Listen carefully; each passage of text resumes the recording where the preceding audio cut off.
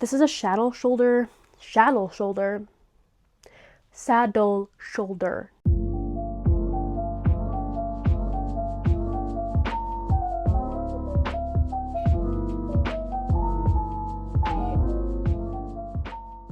Hello everyone, my name is Allie. Welcome back to my channel, Prairie Purl Knits.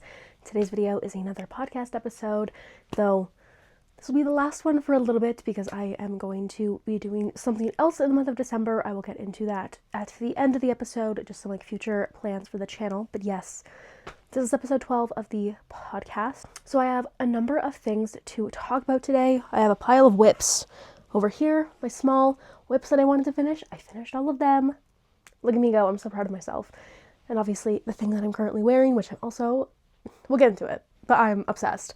And then, yeah, I have 2 current whips going on. And yeah, also I should address the new perspective, the new angle. I got a tripod. So now you guys can get a decent angle, right? I don't look atrocious. And you guys actually have something visually interesting in the back.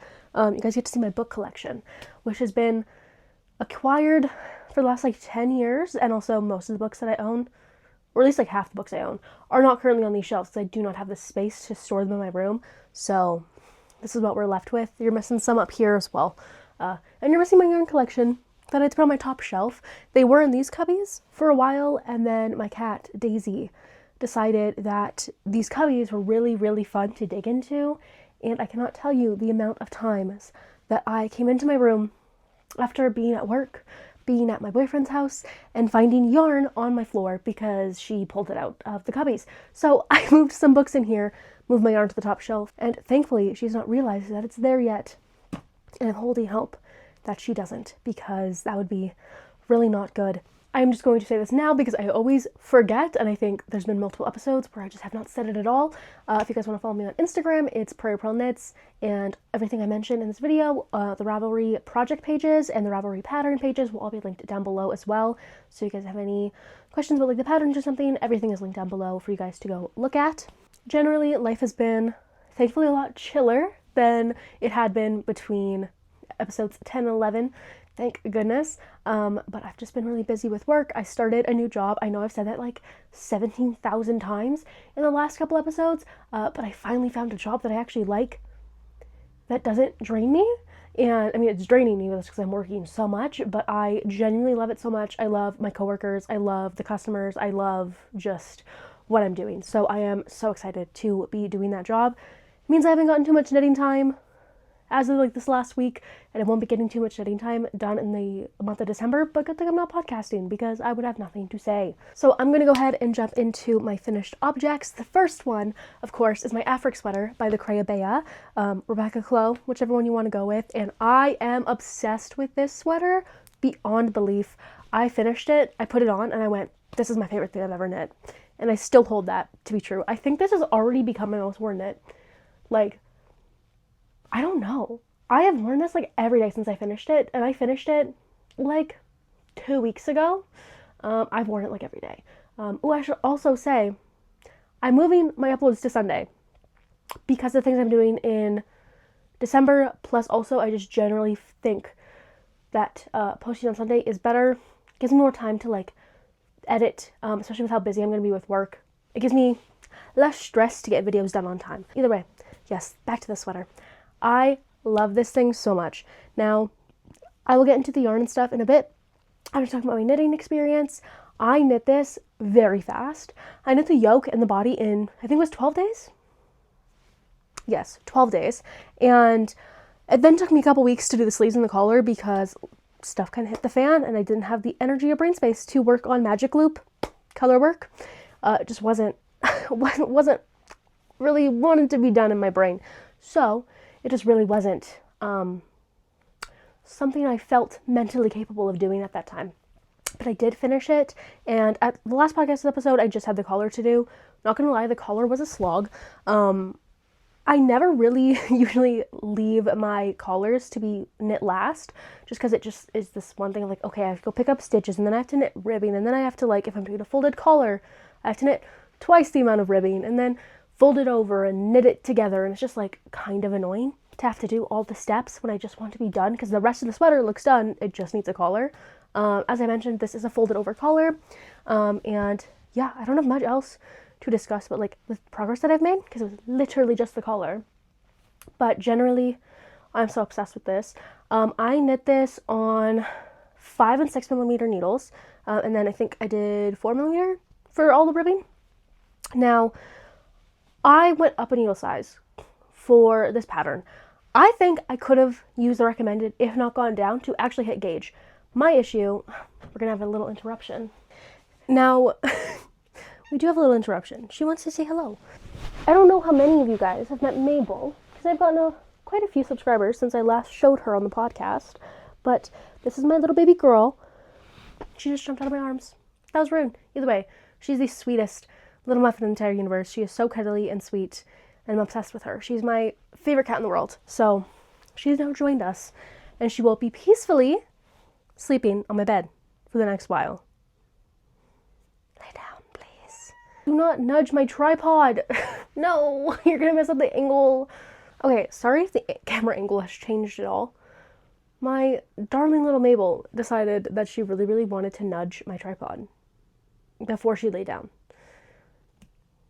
Either way, my point is, with the needle sizes on here, I definitely could have gone down a needle size than I used, if not 2, because my gauge, I've never actually measured the gauge that I ended up with, but I have measured the finished circumference of this garment. You're shaking my tripod, girly. I have measured the finished circumference of this, and I ended up with about 10 inches of positive ease at the end, and the size I was knitting should have given me like maximum 4 inches of positive ease. So clearly my gauge was off, but I don't have an issue with it. I love the way this fits, so I'm really pleased with this sweater. Again, I've loved it so much. I will say, I don't think I'm a mohair girl. This is my first sweater that I've knit with mohair, and I personally find it kind of itchy. When it's over top of a long t-shirt, like I have a t-shirt underneath, it's fine. It's totally fine, but I also would love to just have like a drapey mohair sweater that I do not have to wear something underneath other than like a bra. But it is what it is. And honestly, a double layer is perfectly fine with me. I can also just wear it with a t-shirt. It doesn't bother my actual arms too much. It's more just like the chest area. But generally, I don't know if mohair is something that I'm going to be reaching for super often. The pattern itself was very well written. Of course, it's a Rebecca Clow. What else do you expect? And I just really, really enjoyed knitting this sweater. So the yarn that I used is Knitting for Olive Heavy Merino that I bought during their fundraiser Gaza sale thing that they had in August.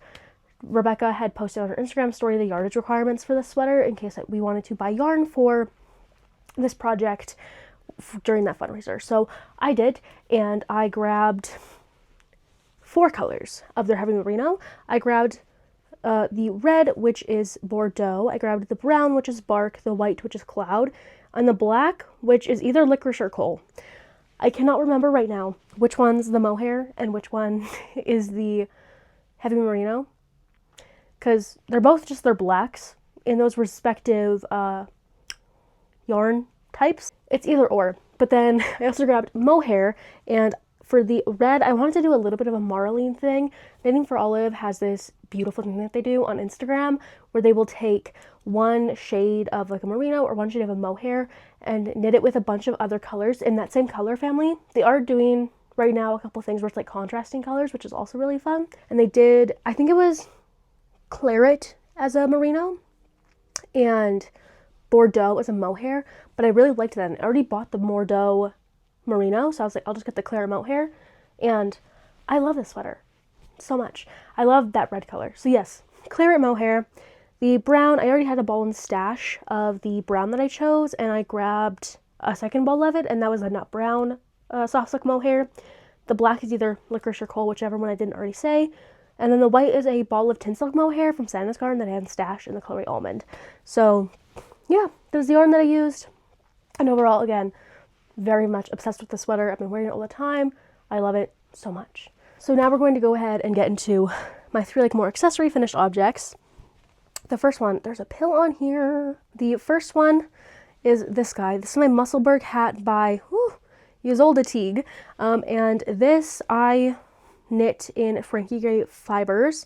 They're fingering base in the colorway Army, which is a tonal, I guess. It's not a solid, it's like tonal variegated, I guess, with different shades of green. It ended up looking kind of stripy, and I have no real issue with that. I don't mind the way it looks, and I've been wearing this like every day as well, just because it's a hat and it is getting quite cold right now, so I've just been tossing it on whenever I leave the house, and I probably just destroyed my hair, but it's totally fine. And yeah, I love it. I don't really have any complaints with it. I did knit it on 3mm needles, and I think I ended up with a 6.5 to 7 stitch gauge, I believe, and I knit the adult medium, so it fits really well. That's the one thing I really love about this pattern, is I'm not concerned ever if it's going to fit or not, because you're knitting it to your gauge, and so you measure your gauge and you see how many stitches you're getting, and then it tells you how many stitches to knit to meet the circumference that you're trying to aim for. And so I'm never stressed with this, and that is something that I love in my knitting. I don't want to be stressed about my knitting all the time, but it does inevitably happen sometimes. So yeah, been wearing this a lot. Now the next thing is my mittens.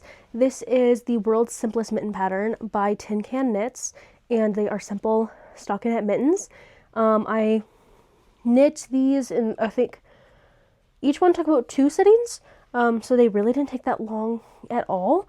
And yeah, I have not worn them yet because I haven't had a justifiable reason to wear mittens yet. I haven't been outside long enough to care, but they do fit quite well. I will say the Kitchener stitch on this one, questionable, but it's also mittens and I don't really care. So they will keep me nice and toasty warm. My hands are already getting warm in this. And yeah, I have nothing much to say about this. I use the recommended needle for worsted weight that is recommended in the pattern, and I just follow that exactly. The yarn that I used is A&B Fiberworks, which is a local Alberta mill and yarn supplier, I guess.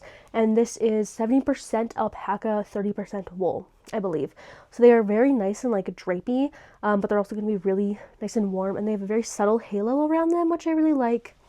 There's some VM vegetable matter in here as well, which is just really fun. Honestly, I have no real issue with that unless it's like excessive amounts of like hay and stuff in my yarn. I don't want that, but also it does make me go like, oh my god, this yarn was once wool that was on a sheep in a farm, and that's pretty cool. So yeah, I will start wearing these soon though, because they need to be pulled out soon. I think it's going to get very cold starting here very soon. Though I will say this fall has been very long. Usually by now we're like covered in snow. We have a very light dusting of snow right now, so it feels very weird to still have like warm days in November. That is very not normal and slightly concerning, but that's all I'll say. So next, these look horrible, I'm not gonna lie. I just don't have sock blockers, and I think I should get sock blockers because I kind of just like rinsed these and laid them flat to dry, and they ended up deciding to scrunch up on themselves. But these are my Oilers socks, and I knit these for fun. There's no pattern to them. It's just a 2x2 rib cuff after a German twisted cast on, and then some stripes. I think these are 4-row stripes. Yeah, 4-row stripes up here, and then a deep shadow wrap heel by Isolde Teague. That was my first time doing that heel, and I actually really enjoyed it. I do think that I could change my decrease rate for it, because you do have to knit a gusset. That's the difference between this and a normal shadow wrap heel, is that this you end up with extra stitches that you need to decrease out. And I think I could change the decrease rate of my gusset a little bit. These are my socks. I have yet to wear them because I have not gone to a game yet, and I just haven't had them with me when a game's been happening. There's a bird outside my window watching me right now. Are you a spy? It's so cute though. So obviously they are like purposefully mismatched socks, and I frankly really enjoy that. I think it's really fun and cool, and I'm really excited to wear these when I eventually get to go to a game, hopefully sometime this year. So yeah, this is knit out of Lang Yawool. I discovered that it's pronounced Yawool and not Jowl, which I guess makes sense because it's a German company. The colorways are, this is 159, the orange color, and 210 is the blue. And yeah, these socks are really, really simple and easy, and I am glad to finally have them off the needles. I started these socks, God, when I started this channel. This was like one of the first things that I casted on when I started this channel, and they're finally done. They were in hibernation for a couple months because the season was over, and I was like, I'm just gonna put these away. But now they're done, and they're crazy enough done when the Oilers decide to constantly shit the bed. So, great. But yeah, so that's my finished objects section, and now we're going to go ahead and go into my 2 works in progress. I am currently working on 2 different sweaters, and yeah, I'm going to go ahead and jump into that. So the first sweater that I have to discuss is my Amy sweater by Petite Knit. Here it is. I am currently working on the body.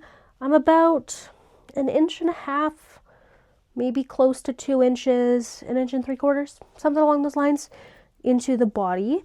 I have tried this on. I tried it on when I split for sleeves, and it fit great, so I'm very much looking forward to this. This yarn was initially for a Midland cardigan, but I saw someone on, I think it was Instagram, maybe it was a knitting video, I don't know. I think it was Instagram, but they had a like beautiful, thick, chunky turtleneck sweater, like a fold over turtleneck, and I was like, okay, I need one of those ASAP. And I was looking at sweater patterns, and I came across this one, and I was like, I love that. And it called for Peer Gynt, and I had Peer Gynt, and I had enough to knit this in my size. And I was looking at the tweet, and I was like, would I really like that in a cardigan? And I went, I don't know if I would. And then I was like, would I like that in a stockinette sweater? And I was like, yes, I would.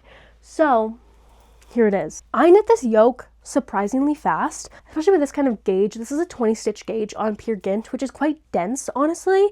At least to me, it feels quite dense. I had to go down to a 3.5 millimeter needle to hit gauge for this. That's how dense it is.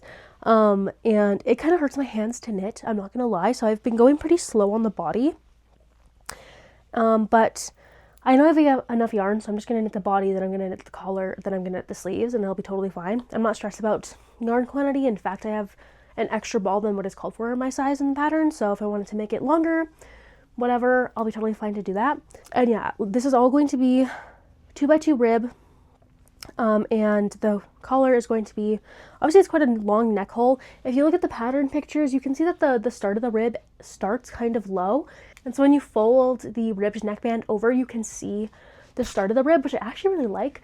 The detail of the rolled stockinette edgings on everything was something that I initially wasn't the biggest fan of, honestly, and I was kind of debating taking them off. But the more that I look at them and the more that I think about it, I think it'd be really, really fun to do. And it's also pretty easy to undo if I don't like it. Like if I wear it once and I'm like, hey, I don't like this, I could take it back. It wouldn't be that difficult to do. So who knows? So I think I'm going to do the rolled stockinette edgings, and then I'm pretty sure I'm going to like it, but if I don't, I can always change it. So yeah, that's this. I've never knit a Petite Knit sweater before. I've attempted a Oslo hat, and I've knit a Stockholm slipover, the V-neck one, and I really enjoy her pattern writing style. It's very clear to the point, but there's a lot of like links to videos or technique explanations and stuff to help you, so you can really understand what she's saying. But generally, yeah, no, I have no issues with this pattern. Okay, it turned out being a little silly knitting the yoke. I just like had a thought moment, and I went, ooh, I think I made a mistake. It's not a mistake in the way of like, it's exactly the stitch count it's supposed to be, and there's like the row count it's supposed to be. That's not the thing. It's just like a stitch marker placement thing. It's fine, I don't care. But yes, it's a simple raglan. It's not a compound raglan, it's just straight lines, which I don't really care about. I find that either one fits me just fine, so I'm not too bothered by that. And yeah, I'm really excited to have this sweater knit. I don't have much else to say about it, frankly. I just really want to have this, especially for winter. This is going to be such a beautiful sweater to have, and I'm so excited, and I want it so bad. I'm just like, I need it, but it does hurt my hands, so I need to be mindful of how much I'm working on it in a given session, because I don't want to end up with a knitting injury. That sounds like no fun. I should tell you guys what yarn I'm using. I already mentioned it, but it is Peer Gynt Tweed in the colorway 2523, which is off-white. And yeah, this yarn is quite thick. It's not super rustic. Whenever people would talk about Peer Gynt, I'd always picture something super, super itchy.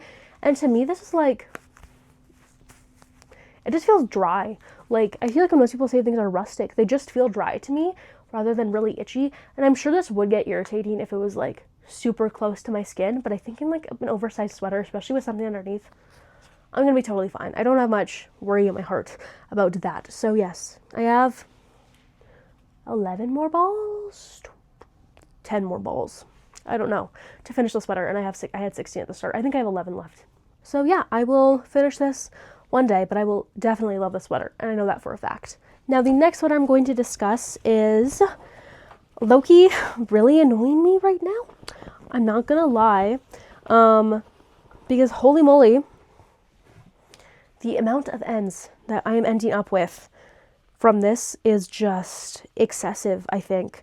Let me figure out how to show you guys this without it looking like an absolute disaster ends-wise. There's so many. Oh my god. Does that look presentable?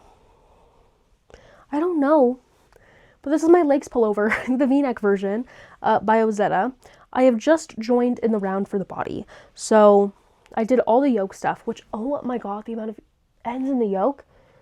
You are breaking yarn and reattaching yarn. It feels like 10 times during this. I don't think it's actually 10 times, but it's like, whoa.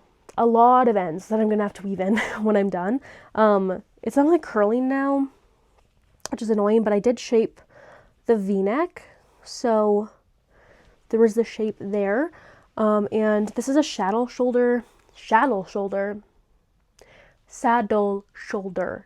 construction. So you knit these two panels, one for each shoulder, and then you pick up stitches on either side. Knit the back panel, knit the front panels, and then join. After you've done your V-neck shaping, finish that front panel and then join in the round, and then you're just going. So I will say the one perk of this is that you can use these saddles as like a gauge swatch. So you don't lose any yarn to gauge swatching because you just have them as part of your sweater, which is really nice. So I think this is going well. Otherwise than just the end situation. I will say I was kind of nervous because I started knitting this on 5mm needles and my gauge was horrible. It was super big. So I went down to a 4.5, and I really enjoy this fabric. It is a little bit loose, like a little bit airy, but I honestly don't mind that. Jesus Christ, I thought there was an emergency alert. That sounded like an Amber Alert. Oh my god, that scared the crap out of me. But after measuring my gauge many times, I have hit stitch gauge, and I've basically hit row gauge pretty much exactly, which is very rare for me. I don't remember the last time I hit row gauge exactly. Like, it never happens. So I'm very happy to say that this sweater has. I really like the depth of the V-neck on this as well. It's not super low, so it's not super revealing, but it's not like a crew neck, so it's not choking you. But yeah, no, I'm really excited to have just a V-neck simple stockinette sweater in my wardrobe because I don't have one. All the sweaters that I have that are store-bought, whether it's like an actual knit sweater or it's like a crew neck kind of like hoodie situation, are all obviously crew necks. So having something that's a V-neck sweater sounds like a lot of fun, and I think it's gonna be very fun to wear and like nice, easy, casual, cozy. Also, it's in a navy blue, so it's a really nice winter color as well. This is the Fiberco Cumbria in the colorway Derwentwater. Don't quote me on that, but here's a wound skein that I have. And yeah, this is, what's the fiber composition? It's like 10% mohair. No, I'm just gonna grab a fully unwound hank. I just grabbed a hank of it. Where's the fiber composition? So it's just 90% wool, 10% mohair, but I know that there's different types of wool in here. So it's like partially Masham wool, partially merino, and then there's 10% mohair as well. So I can definitely see the mohair when I'm knitting with it for sure. There is this like light fuzzy halo on it, which I actually really, really enjoy. I don't think this is enough mohair content for me to care about the level of itchiness, but again, I'm just probably gonna wear a shirt under it anyways. Especially, the thing that inspired me to knit a V-neck sweater instead of a crew neck sweater was seeing someone wear a V-neck sweater with a t-shirt underneath and seeing like that white collar peek through the top of the V-neck, and I was like, wait, that's actually really cute, and I kind of love that. So it inspired me to knit a V-neck sweater. So I'm just gonna wear a shirt under it anyways. But this is how it's working up, and I am really excited to work on this and eventually get it done because I want it so bad. So yeah, I'm gonna be grinding away on these when I have free moments where I'm not working or busy doing chores that I couldn't do because I am working every other moment of every other day. So yay. So yeah, that is everything project-wise that I have to discuss. I'm going to go ahead and jump into just like channel future plans right now, and then I'll get into some actual kind of rest of the year knitting plans. So the thing that I'm doing in December instead of podcasting is I'm going to be doing Vlogmas, which is crazy. I've always wanted to do it because I think it's so much fun, but I've never had a YouTube channel. So now that I do, why not? So I'm going to go ahead and be doing that this year. Ideally, it's going to be every week, starting from the 7th, and then the 14th, the 21st, and 28th. And then on January 1st, I'm going to do a 2026 knitting goals video, I believe. So you guys will be seeing more of me than usual. Sorry in advance. But I am just kind of generally getting bored of the knitting podcast vibe. I do enjoy it to like catch up on everything, but I feel like I'm repeating myself a lot, and I feel like vlogs might be the move. So I'm gonna see in Vlogmas how I feel about it, and then come January, if I just want to go back to this, I can do that. If I want to do vlogging more regularly, then I'll do that. This is my channel, I'm gonna do what I want. So yeah, that's kind of the channel update, but you guys will be seeing me doing some Vlogmas stuff in December, and I have a lot of fun Christmas stuff planned, so it should be a good time. Now, for the rest of my projects for the year, there is three things that I know I need to get done. One is my Sweet Shop blanket. I was initially going to do the Stella Quilt blanket. This was the blanket I'm knitting for my cats to go into their, well, basically Daisy's hammock at this point. That whole idea has changed. It's going to just be a blanket on my bed for my cats because my cats love laying on my knitting, and I want to knit them something to lay on my bed. Also, the hammock, Daisy doesn't care that it's not that soft and cushy inside. She loves that thing. She's in there all the time. And if she likes it as it is, I'm not going to change it because I don't want her to stop using it and have it be a waste of money for me. So it'll stay like that for a while. But I do still want to knit them a blanket. And I've decided instead of the Stella Quilt blanket, just so I can use up all the yarn that I bought, I'm going to be doing the Sweet Shop blanket, also by Laura Penrose, which instead of like a quilt motif is just like these triangle, contrast triangle motif things. So I'm going to be doing that instead. And then I also want to knit the Winter Warmer hot water bottle cover by Laura Penrose as well. I've been watching her vlogs. I've been watching her YouTube channel for years, but she did Vlogmas in July this year, and ever since then, she's just been weekly vlogging. I've watched every single one. I am a loyal viewer. And when she started knitting this, and then she put into testing it and everything, I've been eagerly awaiting one, and I don't have a hot water bottle, but I am buying one, simply so I can knit this and use it, because I know it's going to be so cozy and nice. I'm also buying a kettle, because I just generally need a kettle. So, but it's mainly to fill my hot water bottle. I'm not going to lie, but yes. So I will be knitting that as well. And then my friend got a Labubu, as one does. And we literally, the last time we had seen each other, it was before she got it. She was like talking about it, and I was like, I think they're cool because you can knit them clothes. And so she got a Labubu, and she texted me, and she was like, can you knit it something to wear? And I was like, yes. And then I found a Taylor Swift cardigan Labubu pattern, and both her and I are Swifties, so I'm like, I guess that's the choice. So I need to go buy a couple things of yarn for it, because I don't have yarn in my stash that would work for it. So I'm going to go buy a couple balls of like some fingering weight stock yarn and knit her a little Labubu cardigan, which is hilarious to say out loud. A Labubu cardigan. A Labubu cardigan. Who would have thought I'd be knitting a Labubu cardigan? A cardigan for a Labubu. Labubu. Labubu. I'm stimming right now. So those are the three things that I know I need to get done before the end of the year, but generally alongside my sweaters. But for next year, I'm thinking about projects, because I've been like looking at my winter plans, and I'm like, all of these kind of suck. Like, they're just not things that suck. Like, they're cute, but like, would I wear them? No. Do I want them? No. And so I've been thinking, and I was looking, and I found this sweater by Cheryl Makatari. I believe that's how you pronounce her name, called the Peatland sweater, and I'm so obsessed with this, and I want it now. A neutral brown colorwork yoke sweater. And it's like really pretty motif. I'm so obsessed with it, and I want it. So I might be knitting that in January. Who knows? Who knows? We will see. But also, I might have to, because I'm kind of obsessed with it, and I love a good colorwork sweater, clearly. So that might have to become a thing. Who knows? But yeah, that is everything that I have to discuss with you guys today. I hope you guys are having a great day. And yeah, leave a comment, tell me what you guys were working on during this video, or if you guys have any questions, thoughts, comments, concerns, anything, let me know.